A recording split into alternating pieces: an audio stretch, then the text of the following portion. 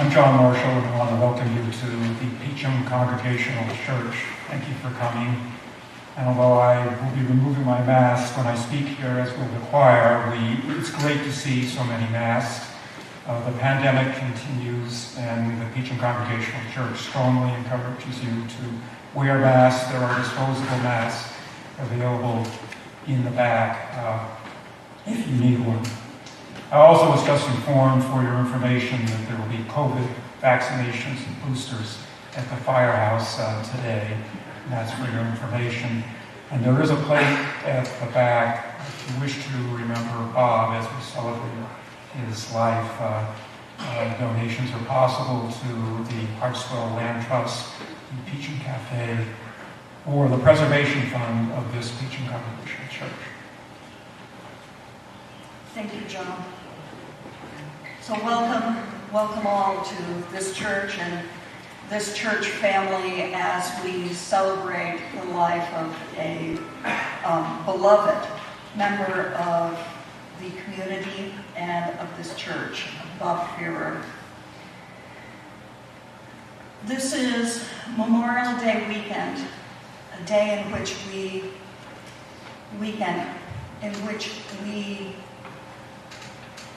commemorate and memorialize those who lost their lives in armed conflicts around the world. This is also a Sunday following the death of yet more children for a mass shooting in a school. So I'd like to begin this morning on just a little bit of a somber note. I'd like to ask everybody to please just retain a moment of silence for all the lives lost around this globe to violence.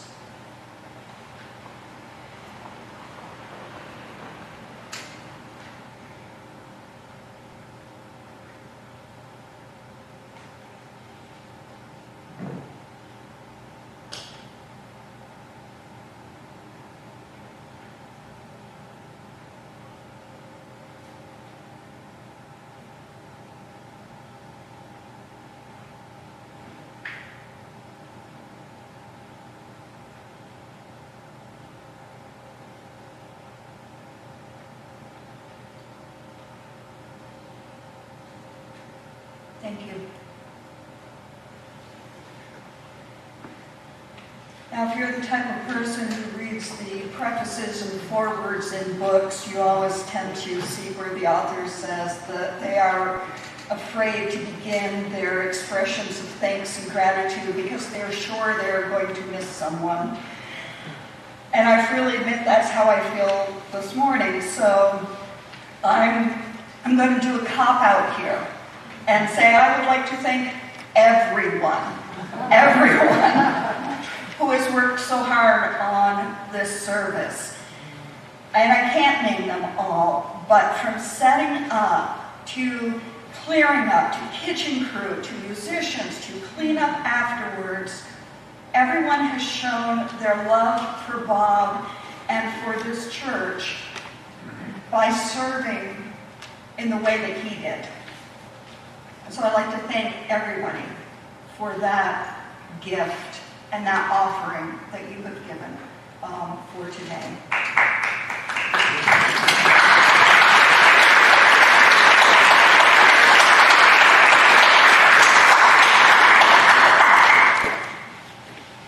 Now, in your order of worship, you'll see that we have some extensive announcements toward the end of that. I'm not going to be repeating them, but please take the opportunity to look through those.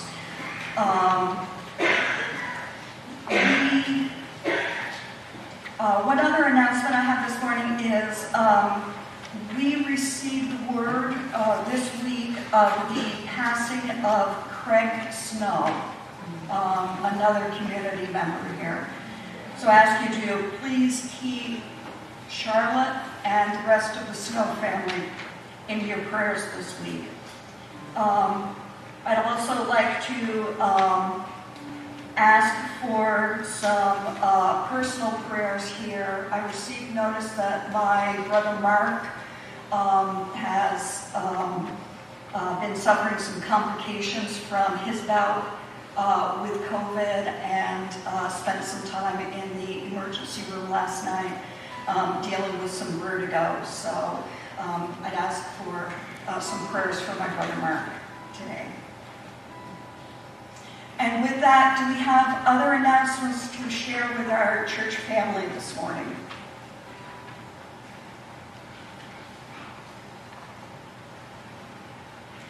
Then let us begin our formal time of worship with our prelude.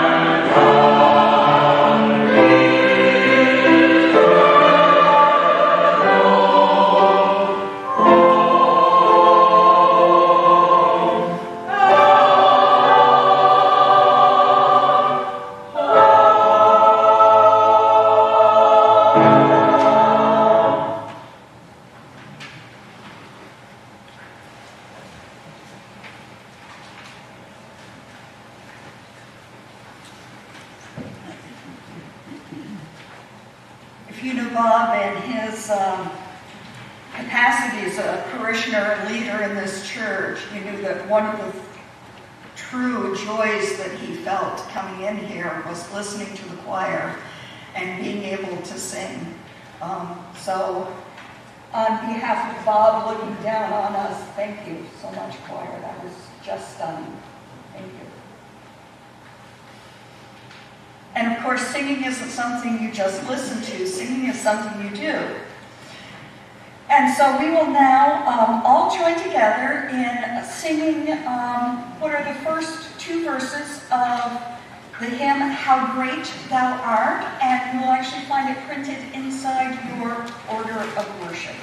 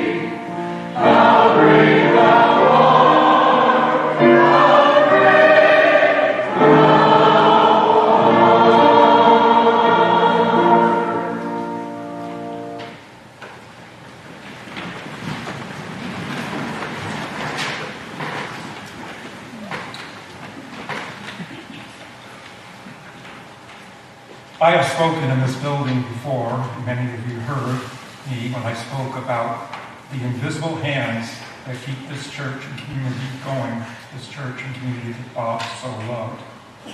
The most invisible hand invokes economic theory.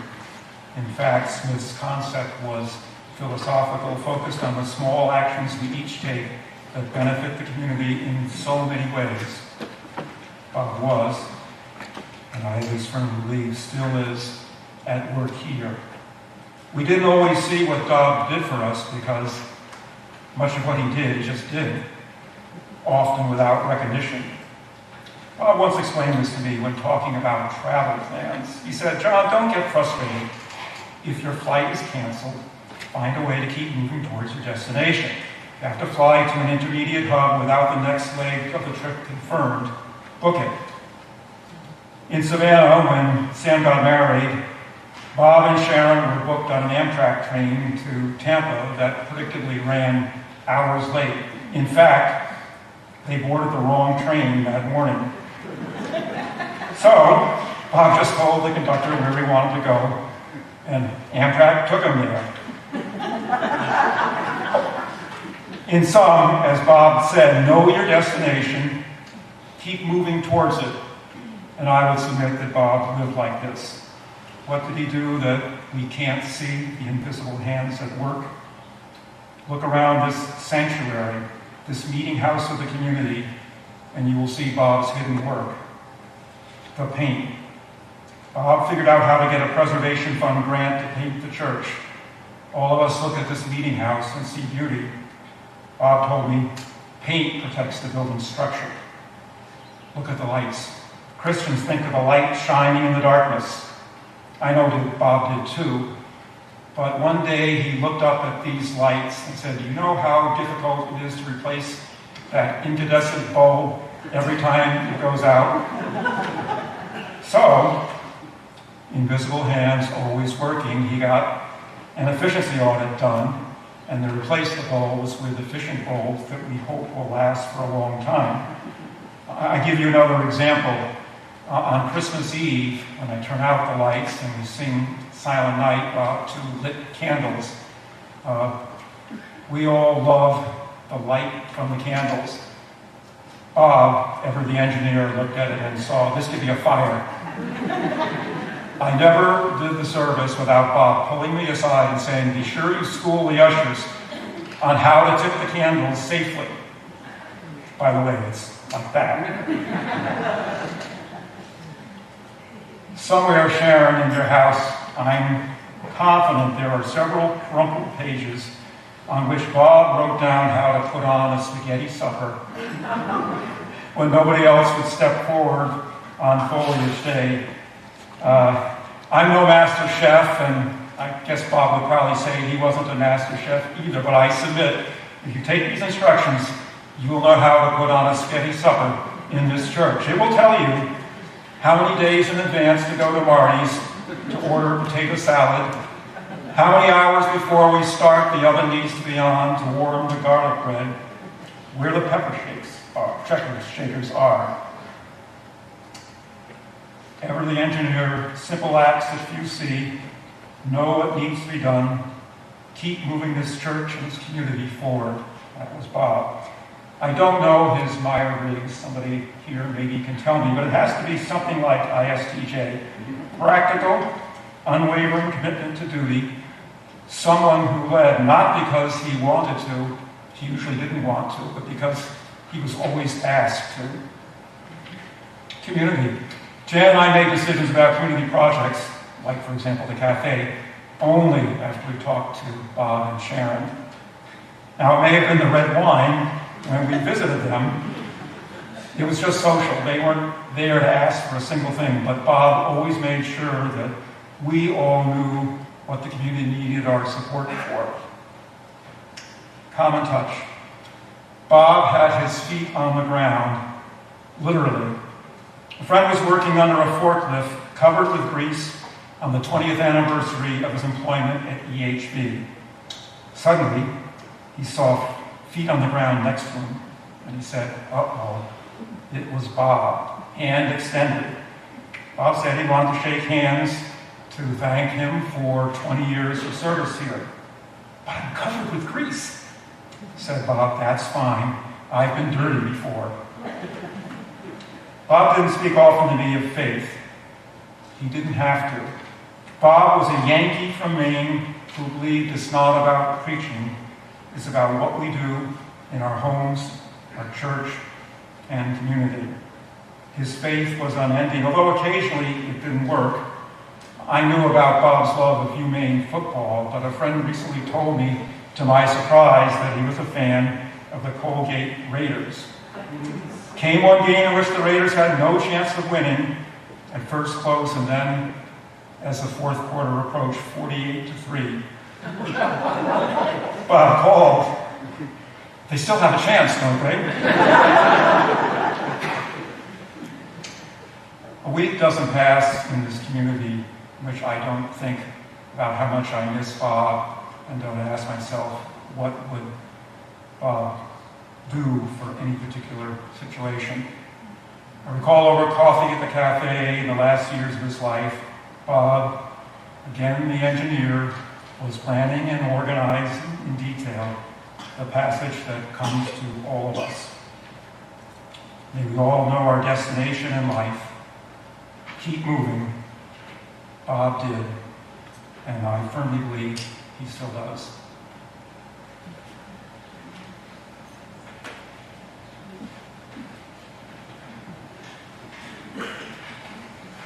Joan.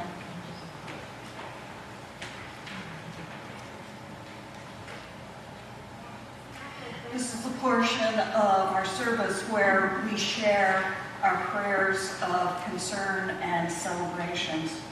So I'd ask us to please begin with the unison prayer for ourselves, which you'll find printed in your order of worship. God of new awakenings, we confess that we would rather stay asleep. We are afraid to hope and have our hopes shattered. We are afraid to dream and find our dreams deferred. Break us open like the tomb, so that new life may pour forth. Give us faith to believe, to hope, to dream anew. Let us live as people of your resurrection.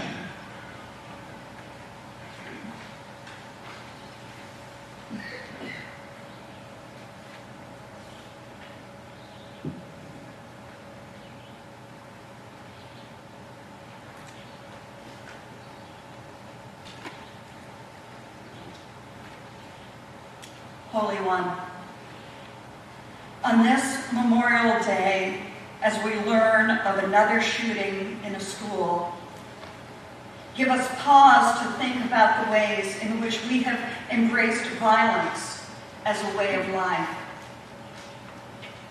Help us to remember all for whom service has meant sacrifice. May the day of your kingdom of peace find its dawning in our own hearts.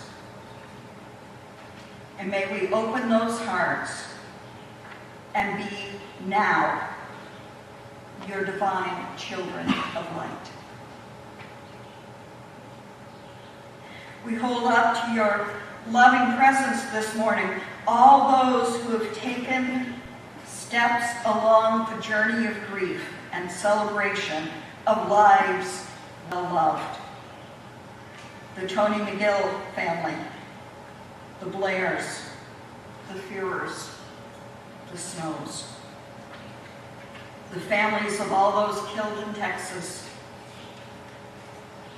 and all those lives lost in the Ukraine.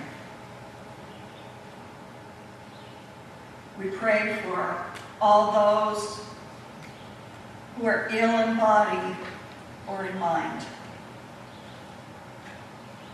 And we celebrate the love of Carl Gardner and Samantha Kaiser as they joined hearts and families in love yesterday.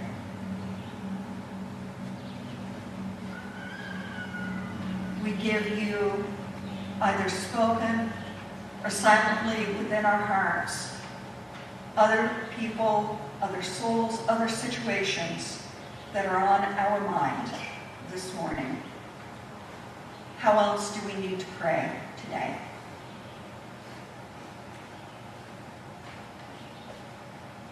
For the families in Rochester. For the families in Rochester. For the families in Buffalo.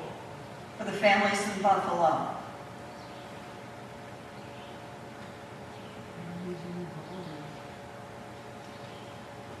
For my Ruth, our Ruth, as she stands in solidarity for nonviolent human rights in Western Sahara. For Ruth and the work of peace.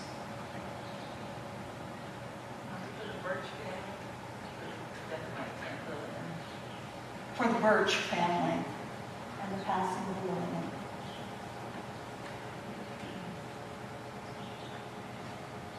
For the glory of your creation in watching the goslings and the mallards play around Emerson Falls this week. Allen family. For the Allen family. For my 101-year-old cousin in Rutland, who is in hospice. for 101 well-loved, well-lived years. Blessings, and may her time in hospice be one of peace. Graduates, For graduates,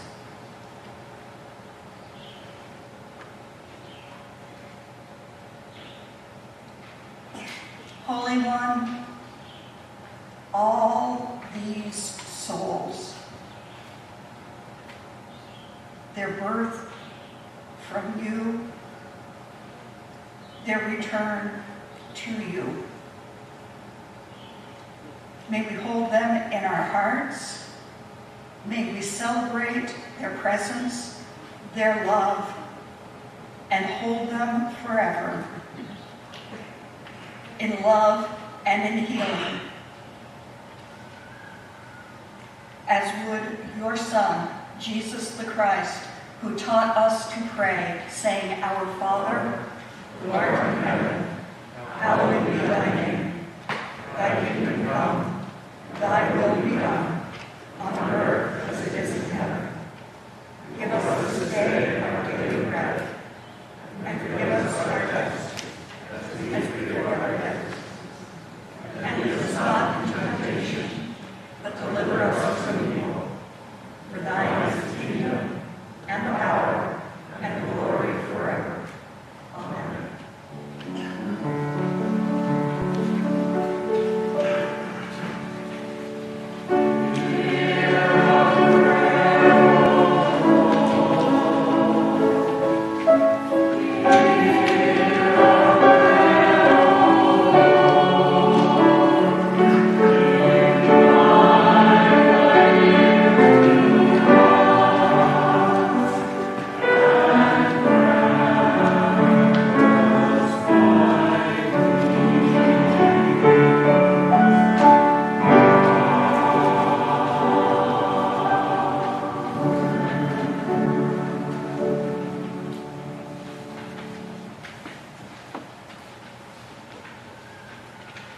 Please join us now in our responsive psalm, Psalm number 98.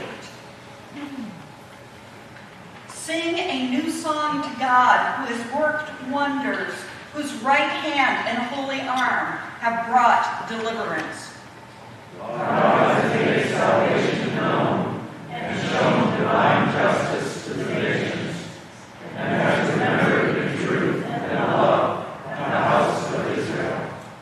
All the ends of the earth have seen the salvation of our God. Shout to the Most High, all the earth. Break into joyous songs of praise. Sing praise to God with the harp and melodious singing. With trumpets and the blast of shofar, praise and shout to God, ruler of all. Let the sea and all within it thunder, the world and all its peoples.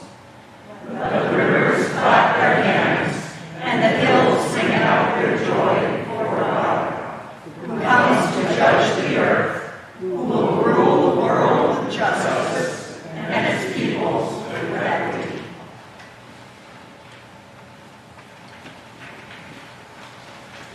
This next piece that we're going to sing, Feel Good, was a favorite of Bob's and Sharon's.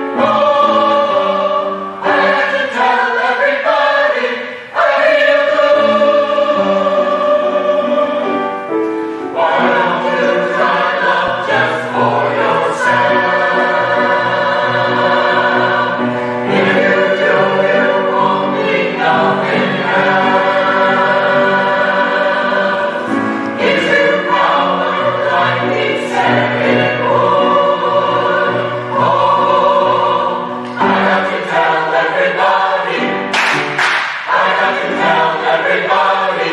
I have to tell everybody. I feel good, good, good, good. I feel good.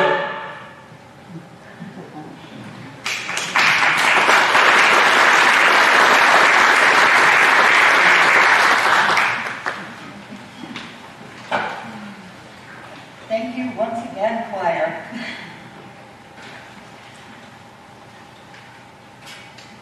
Now, this is the spot in the service where we typically gather together the treasure, the support that people offer for this church, but also for the missions that we do in the world. And missions for the Peacham Congregational Church are organizations that we support financially so that the good that they do in the world may continue. So at the back of the sanctuary, just to be able to, quite frankly, fit in a little bit more of the music that Bob loved here,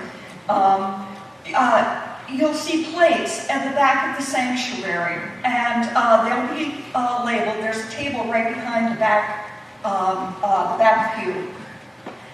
And the funds in that plate support the general operating fund of the church. The ability for you to have a piece of paper with the bulletin that we have every week, to be able to have lights on during the winter, to be able to have heat in this sanctuary. It keeps us going on a daily basis. And we thank you all for your support of the general fund. Those missions, those organizations that touch our hearts, that we wish to support financially for the end of May here, the last few days of May, and throughout the month of June, are the American Cancer Society and an ongoing support that we provide to the Danville Food Shelf. You'll also see a plate at the back to support those organizations, those entities that meant so much to Bob. And John mentioned those a little earlier in the service. Those are the Peacham Cafe, the Peacham Congregational Church Preservation Fund, which supports the structure of the building, and the Harpswell Heritage Land Trust in Maine. So we invite, as you are able, as you feel called, to support any or all of those entities by offering a financial donation as you leave the sanctuary today.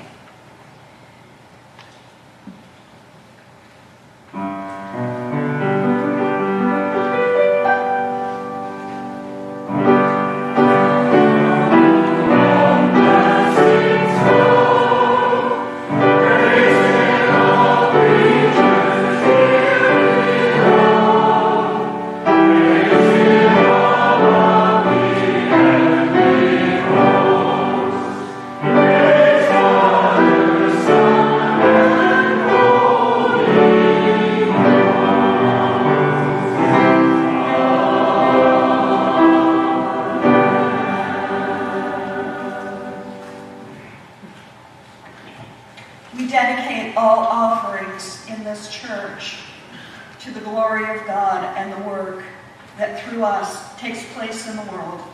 So please join in the unison prayer of dedication as printed in your bulletin.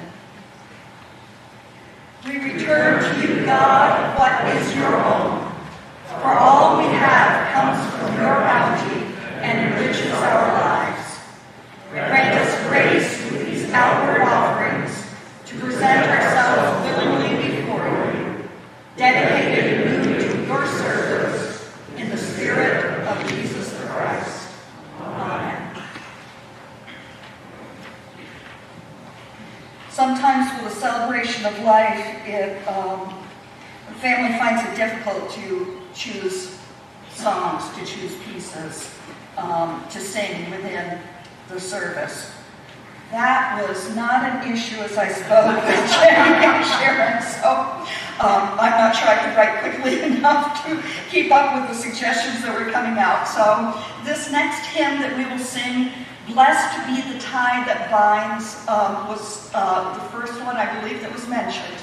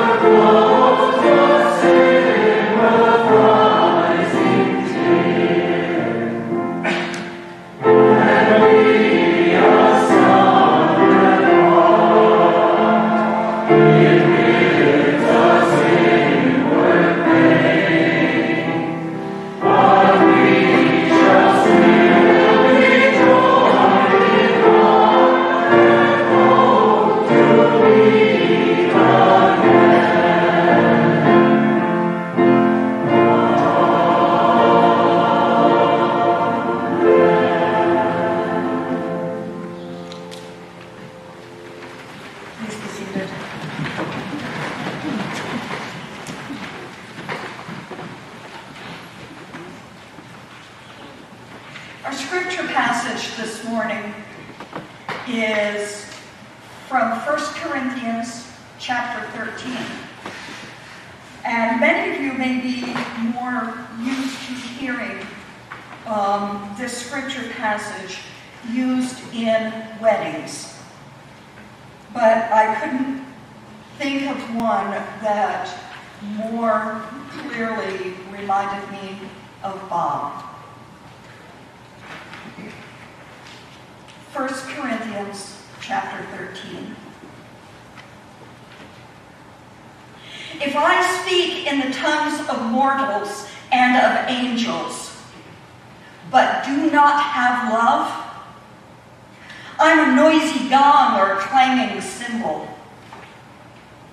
And if I have prophetic powers and understand all mysteries and all knowledge, and if I have all faith so as to move mountains, but do not have love, I am nothing. If I give away all my possessions, and if I hand over my body so that I may boast, but do not have love, I gain nothing. Love is patient. Love is kind. Love is not envious or boastful or arrogant or rude. It does not insist on its own way. It is not irritable or resentful. It does not rejoice in wrongdoing, but rejoices in the truth.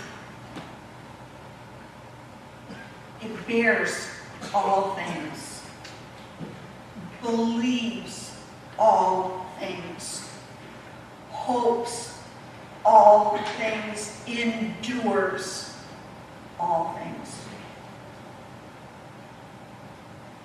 Love never ends. But as for prophecies, they will come to an end. As for tongues, they will cease. As for knowledge, it will come to an end. For we know only in part, and we prophesy only in part. But when the complete comes, the partial will come to an end. When I was a child, I spoke like a child. I thought like a child. I reasoned like a child. When I became an adult, I put an end to childish things. For now we see in a mirror dimly, but then we'll see face to face. Now I know only in part. Then I will know fully, even as I have been fully known. And now faith, hope, and love abide, these three. And the greatest of these is love.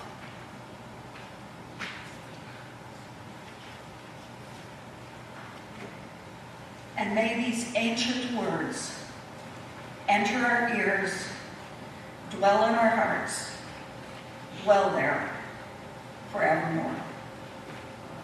Amen.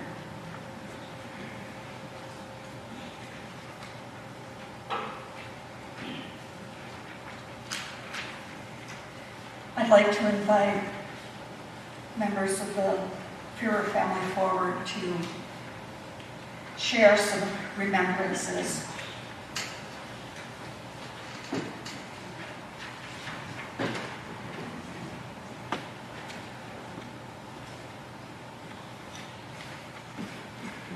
Good morning. What a morning it is. Tell you what, you folks of the Northeast Kingdom know how to live. I think I'll go back in February, it's so nice.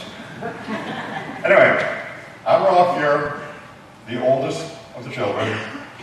I've been in Freeport, Maine for about 40 years. Probably the last time I was here would have been at a youth group, Peachum youth group activity, and I stress youth. I'm joined here today by my sisters, Joanna of Bow, New Hampshire, Jenny of Tampa, Florida, and Elizabeth of Colchester, Vermont, and their extended their families. So this is obviously not something I was looking forward to doing. None of us do, but it's to make the best of it. Challenging. In a good way, in a bad way. And it just came to me, I wrote it down just now. We did not have to mine for material and dig for it. As a matter of fact, I'm sitting here looking out the window, and I wasn't listening to you, by the way. It's like sugaring. We had 40 gallons of sap, and what's it going to take to make a gallon of syrup right here? It was hard. But anyway. So some of this may be a little bit redundant, but it solidifies the theme, and then we're going to end up with some family stories that you may or may not have heard. So anyway, just this morning we got a phone call from one of Dad's colleagues from work. He said, "I never met anyone who didn't love Bob." We agree with that statement wholeheartedly, to no doubt was to love him.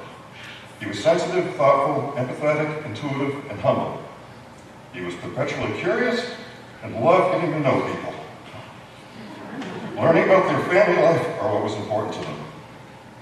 It was impossible not to get swept up in Dad's energy and passion for life.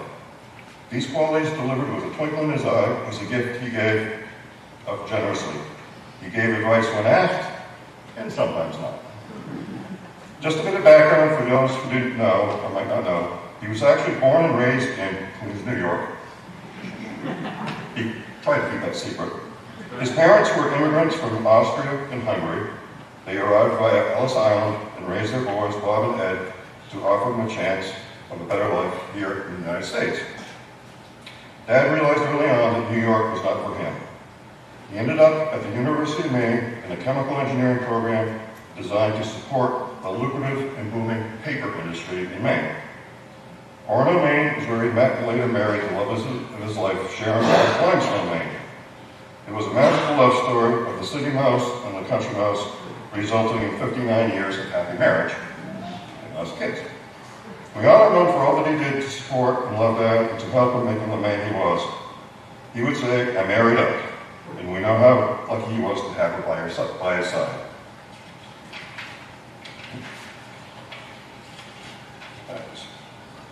With her mom at his side, he devoted himself to his family, to his community, and to his vision of EHV and to serving others.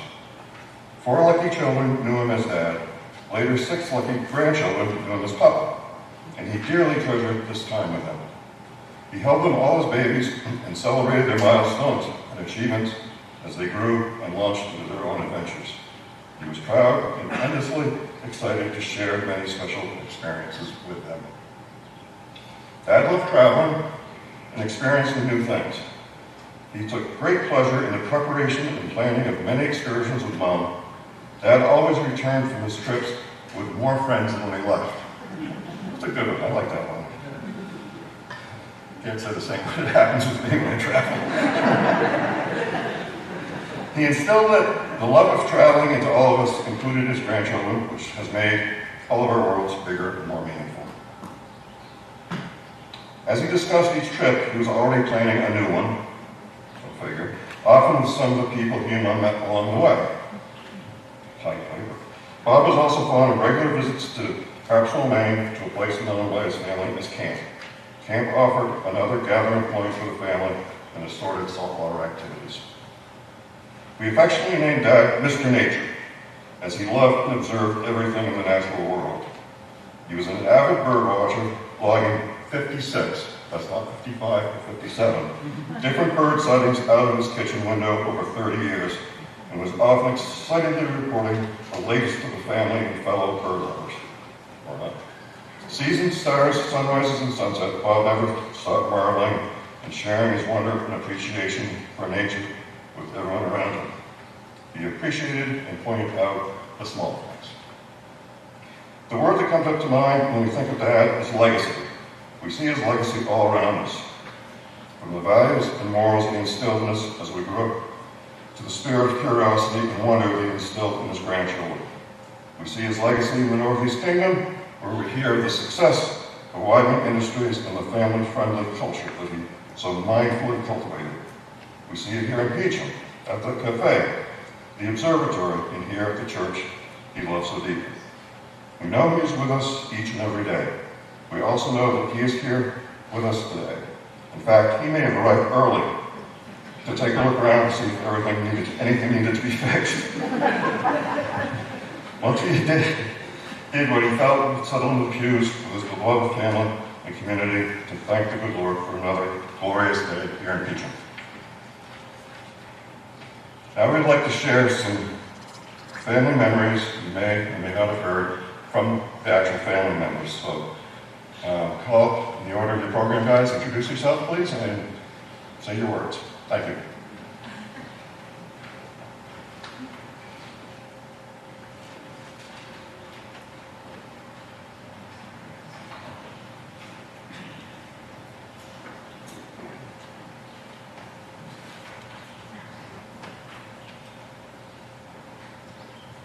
Well, hello everyone. I am Ryan. I'm the eldest of Jenny's boys, and I guess before I jump in, I just wanted to say we have loads and loads of stories. We only put down so many, but we've been here many, many times. We come to Thanksgiving, to fall foliage, and we've been welcomed into the community every time, so I just wanted to thank you guys for all of your love and support here today. The first story is from Alexander, who's sitting in the pews today. My brother, I guess, the middle of the three. And this is about a story from Maine. Uncle Ed, our uncle's brother, he purchased a cornhole set for us one Christmas, and that has ended up in Maine. We do a tournament every summer and try to kind of record who wins, but Alex wrote that he remembers playing cornhole in Maine, in the summer of 2019. He was playing with my dad, who's also sitting in the pews, and Papa decided to join in for a few throws. It was incredible. He was really, really good. He was sinking shots here and there, and he always wanted to share these incredible experiences with us, which is one of the qualities that made him such a great grandfather. We still have a picture of the two of them playing, which is a very special memory for him today.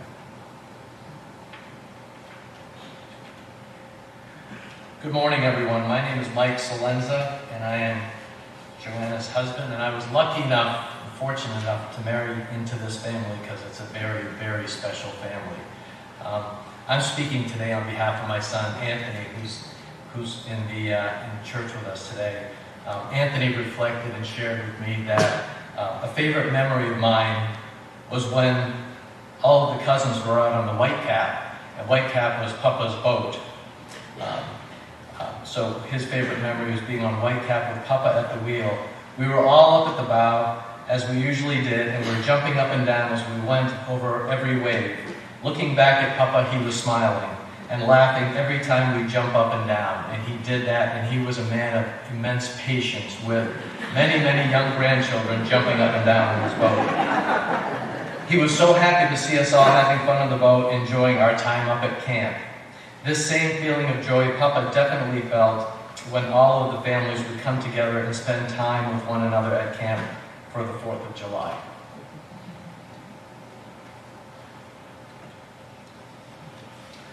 Thank you, Ryan.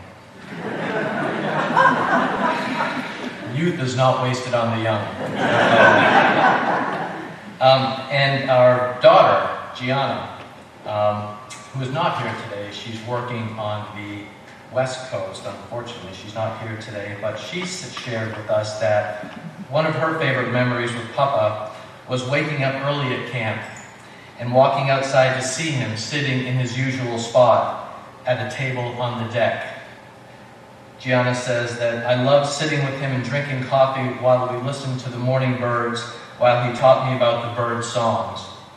Gianna also shared that she loved his appreciation for the earth and the creatures that inhabit it, from the animals all the way up to the smallest cell. He gave me a book called The Way of the Cell, and I remember how excited he was to discuss it with me, even though he said most of it was way over his head. Me too, Papa, she says.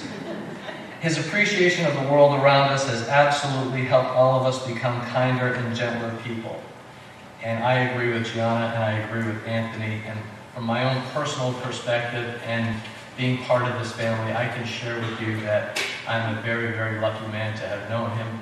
He was a patient man, he was a calm man, and I know that from personal experience when he tried to teach me how to use power tools and fix things around the house. Because I was not of that ilk, but he certainly was, and I learned a lot from that man, and I love him dearly.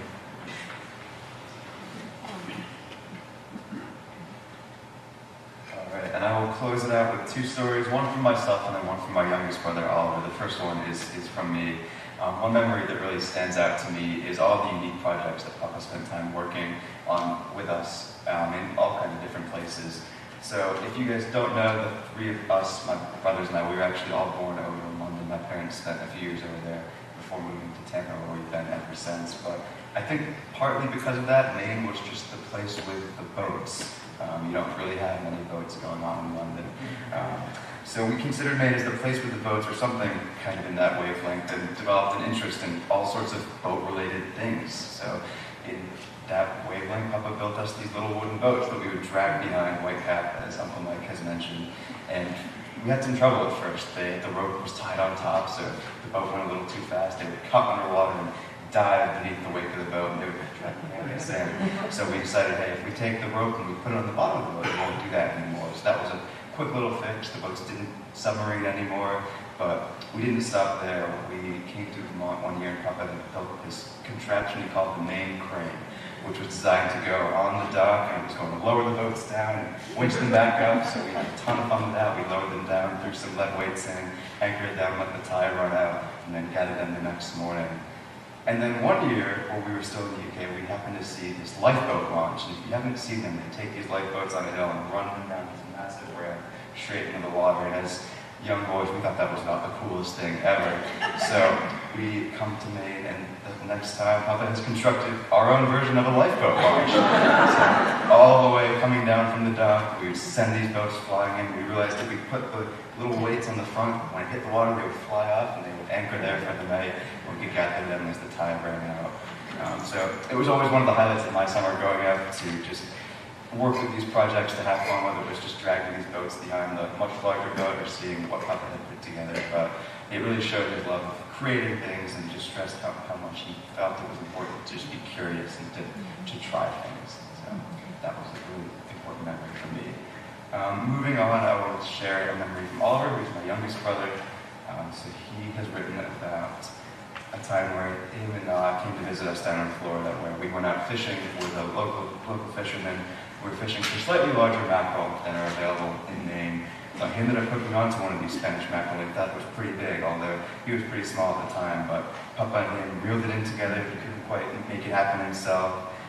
He wasn't sure why the moment really came to mind, as it wasn't the only time we went fishing together. Of course, there's great fishing in Maine. But he felt that it just really encapsulated so many things about Papa, whether it was his connection to nature, his willingness to help someone else when they needed help.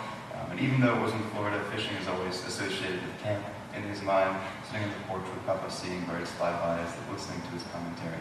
It's a simple memory, but he wrote that it just, again, displays what was so great about him. Thank you.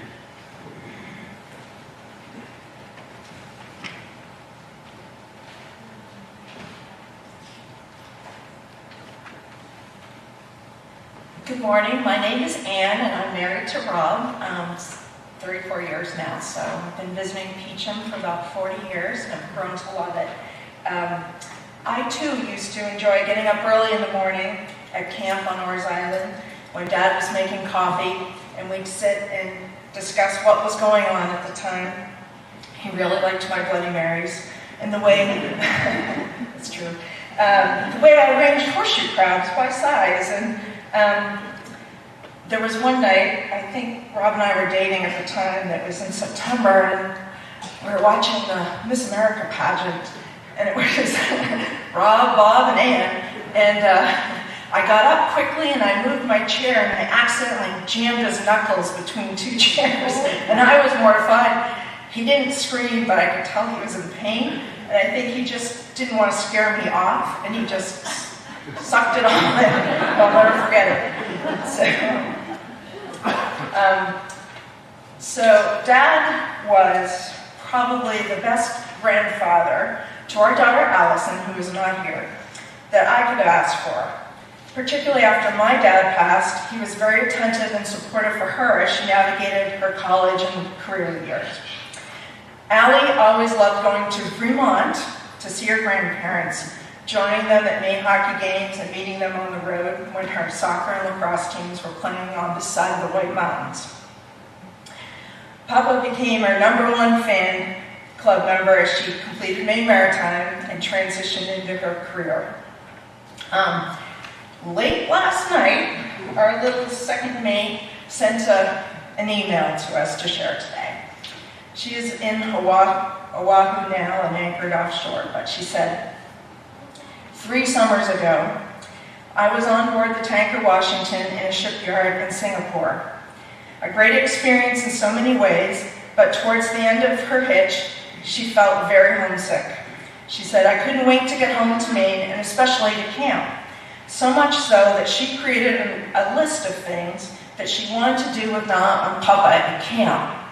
This list was bake French bread with Na, have a Scrabble tournament, partake of Papa's smoked salmon on the deck, enjoy Papa's favorite cucumber salad, and walk the beach loop together, and finally listen to Schooner Fair, which is a folk music band in Maine that she loves, and they indulge her with. Not long after she returned home, she was able to go out to camp for a visit. Na and Papa indulged me in my list. It became sort of a fun challenge to squeeze everything in, but we did it. I always enjoyed our quality time, just the 3 of us, and that visit was particularly special. I now know how lucky I was to have those perfect few days during that summer. I think about it often, and I will always cherish that camp memory with just Mom, Papa, and I. It was the last time we were all together, the three of us. And she finishes her words with her less only child sentiment. And she says, how much I appreciated and loved Papa as the head of the family. Whether it was in Vermont, Orr's Island, or at a soccer game in New Hampshire, I always felt that he brought us together. I believe family is the most important thing in life, and I know that's because of how I was brought up in this family. Thank you.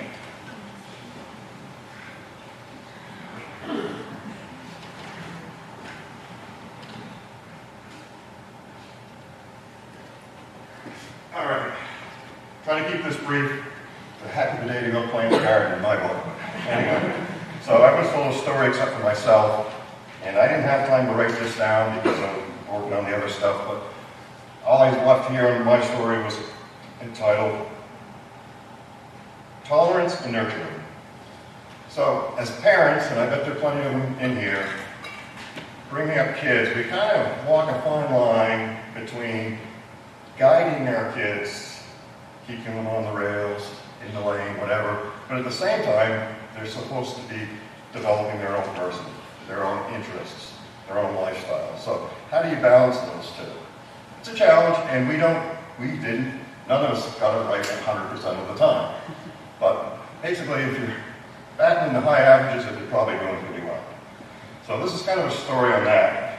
And to put it in context, we'd probably been here 5 or 6 years. EHB was still young, and Dad was wearing a lot of hats.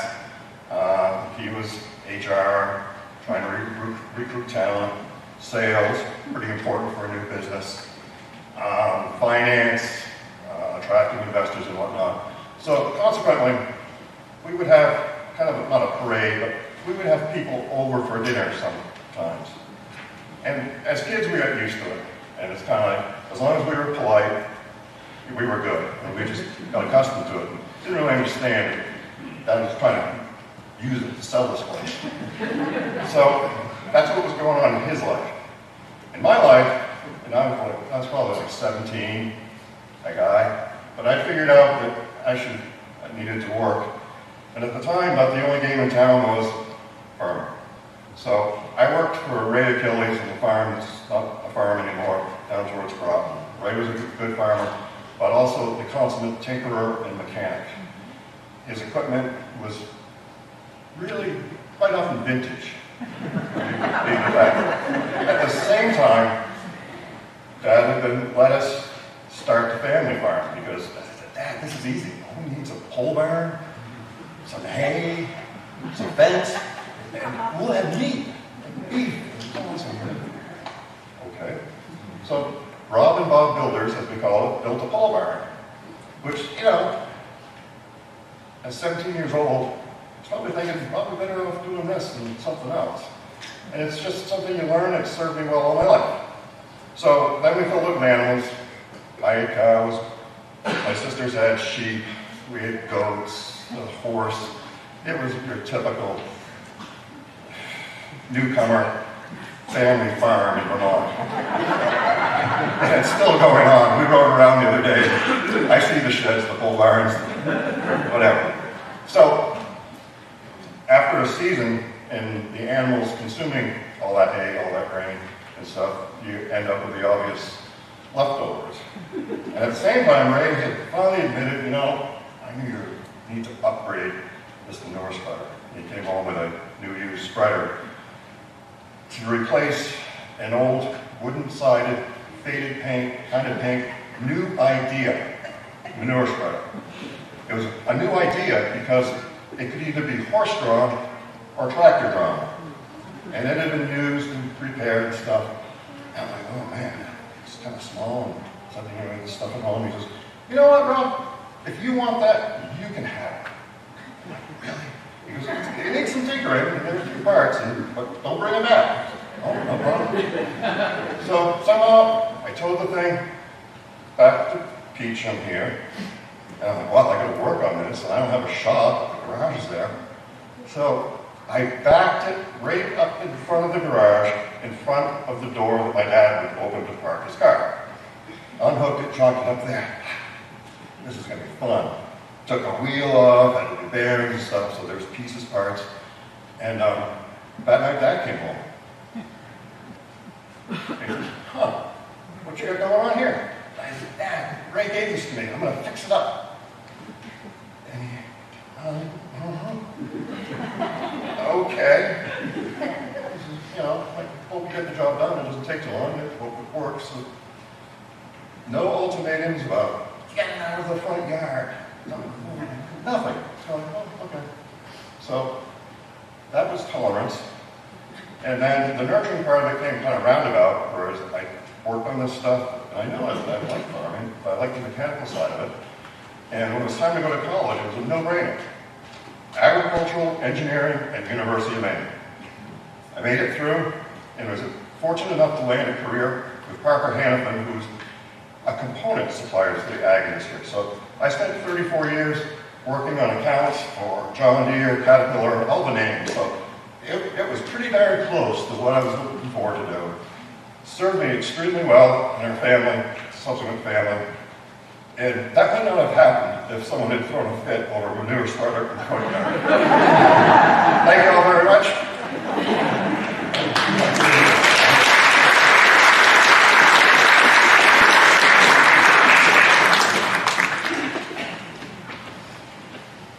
I wish I'd known that story earlier because your dad and I used to trade stories about the fact that I'm an old farm girl there, and so yeah, vintage equipment is something that was my experience there.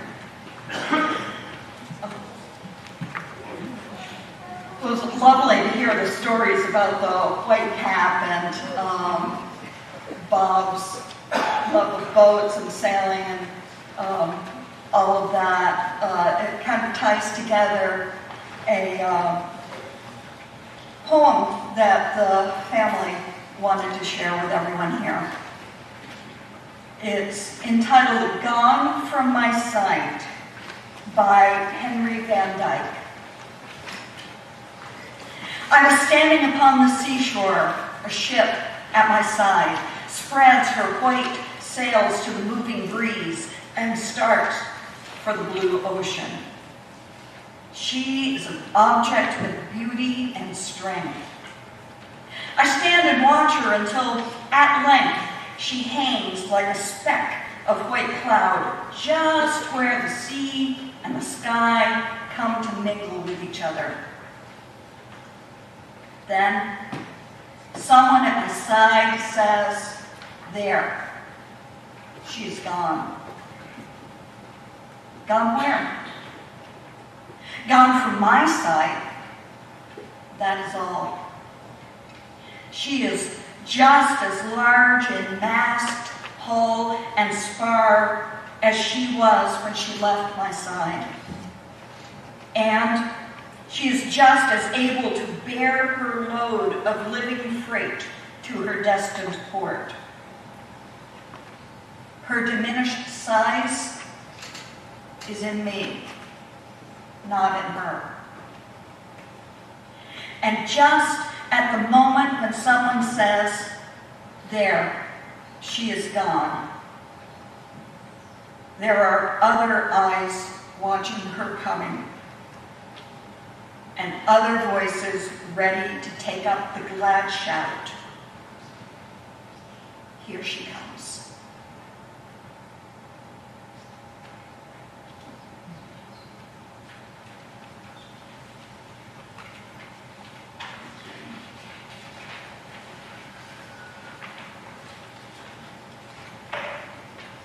Our final hymn in celebration of Bob this morning is very familiar, often well-loved one. Amazing Grace, how sweet the sound. You'll find it printed in your order version.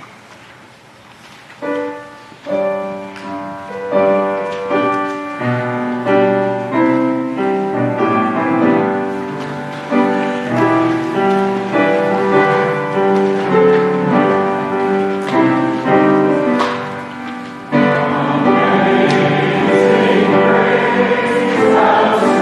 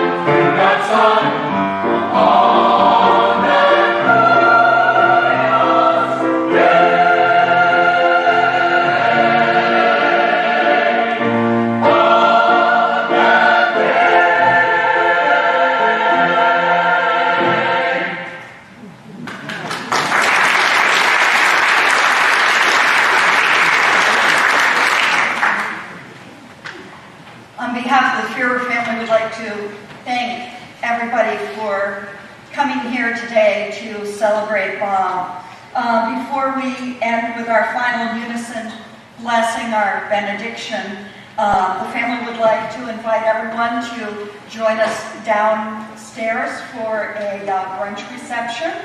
And we also invite you to stay around in the sanctuary for a while and listen to some music provided by the St. J Jazz Trio, which Bob loved so much. So let us now join in our unison benediction. I'm going to invite you all to imagine that these are Bob's words to us this morning. Now is the time to free the heart. Let all intentions and worries stop. Free the joy inside the self. Awake to the wonder of your life. Open your eyes and see the friends whose hearts recognize your face as kin. Those whose kindness, watchful and near, encourages you to live everything here. See the gifts the years have given, things your effort can never earn, the help to enjoy who you want to be, and the mind to mirror the mystery. Amen.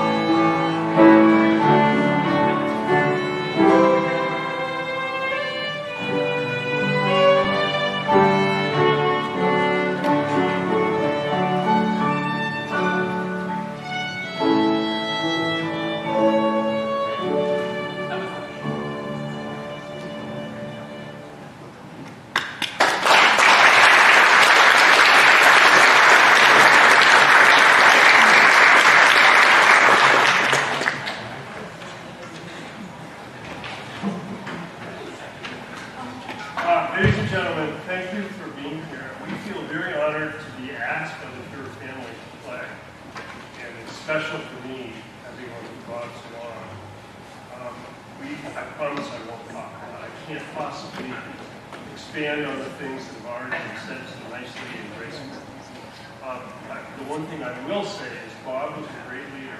He was a leader in that he placed himself subservient to the people who worked for him. And he really brought out the best in everybody that he knew. He didn't ask for privilege. In fact, refused it many times. Yet, somehow led us. And he's just a great, great man.